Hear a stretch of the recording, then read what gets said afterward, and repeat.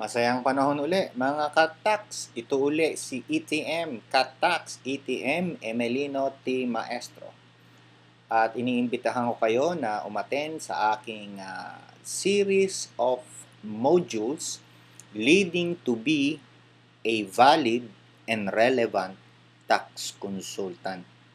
Ito po ay isa sa mga tax consultant module ko para ma-determine po ninyo kung kayo po ay available or willing na maging tax consultant.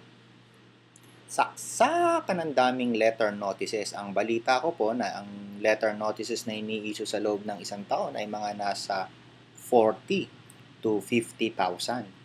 Imagine niyo po inyong magiging kliyente. 40 to 50,000 taxpayers ang pwede po ninyong kliyente.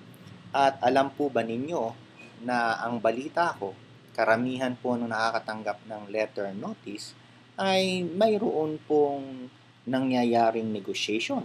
At ang negotiation po ay, alam nyo naman po, pag sinabing negotiation ay under the table yan. So, sana ma-prevent natin tong under the table na to at ma-convert natin tong under the table na to na professional fee ninyo as a tax consultant.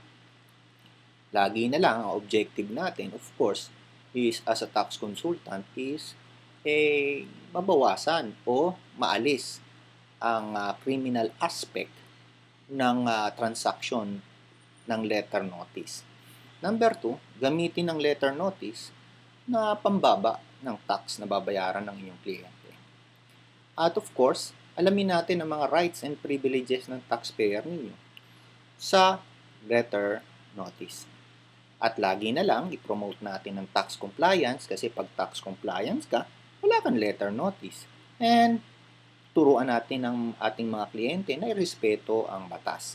Sa atin namang mga tax consultant, mag-grow tayo profitably. Kailangan natin yan para matulungan ang ating pamilya at ang ating bansa.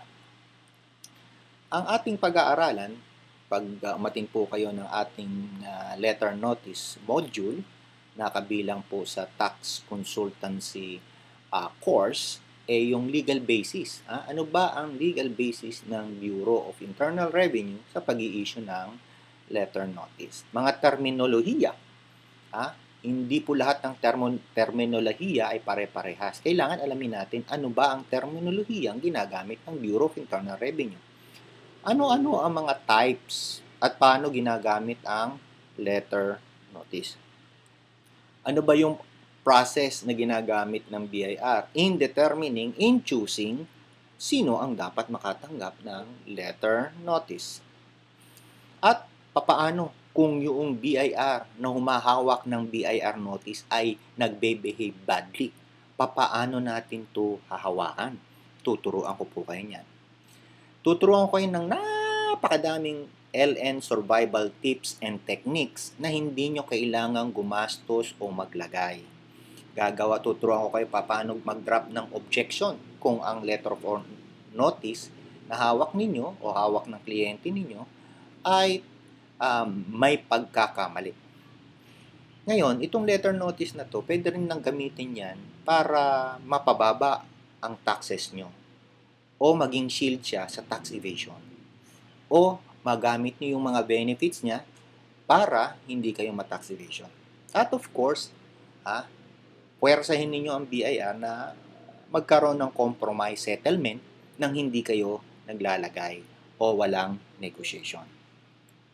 Sana meron kayong pagkakataon na umatin ng ating mga modules. Okay? Ang POET po ay ibig sabihin ay Pay 1, Enroll 2. Isa lang po ang babayaran nyo pero dalawa po ang aaten. At least mga 50 packs po per class ang ina-expect kong aaten. At ang materials po ay included na po sa aking seminar. Actually, ang seminar ko hindi seminar, kundi mentoring and coaching po. Kasi kailangan matutunan ninyo.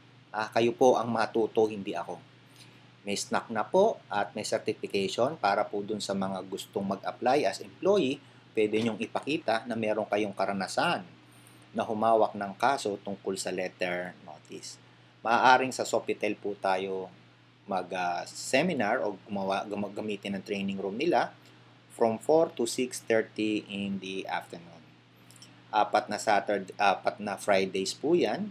At everything is subject to change without your consent and without due notice. At ito po ang aking mga contact numbers. May telepono po ako. Meron po akong mobile. Pwede nyo rin po akong i-email. At ang website ko na babaguhin ko later on, pwede nyo po ako makita sa Kataxpayer. Please, palike nyo lang po. At sa YouTube, pwede nyo rin akong puntahan. Sana meron po kayong natutunan sa araw na to. At sana ay magkita-kita tayo. Gusto ko kayong tulungan. Gusto kong i-transfer ang technology ko sa inyo. Bigyan nyo po sana ako ng pagkakataon. Masayang panahon po.